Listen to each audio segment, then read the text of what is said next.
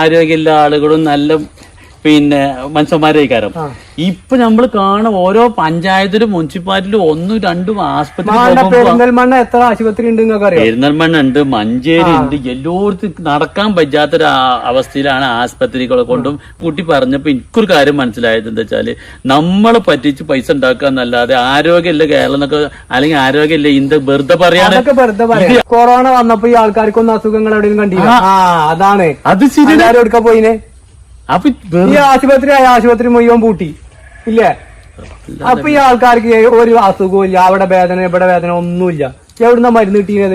അടച്ച തമ്പുരാനെ, ഈ ദുനിയാവ് ഇതൊക്കെ എവിടുക്ക പോണത് ഒരു പിടുത്തമില്ല. പൈസ ഉണ്ടോ മനുഷ്യന്മാരെ കൊടുത്തിട്ട് കണ്ണും കിഴിനിയും ഒക്കെ കൊടുത്തിട്ട് ഇപ്പൊ ഇത് ആരും പോകാൻ പറ്റാത്തൊരവസ്ഥയാണല്ലോ. ഏറ്റവും വലിയ ബിസിനസ് നമ്മൾ മനസ്സിലാക്കേണ്ടത് എന്താ അറിയോ? ഈ ആരോഗ്യ മേഖല ആശുപത്രികളാണ്. ഓൽക്കൊക്കെ ടാർഗറ്റ് കൊടുക്കുകയാണ് ആചാര്യ. അത് നിങ്ങൾക്ക് അറിയോ? ഒരു മാസം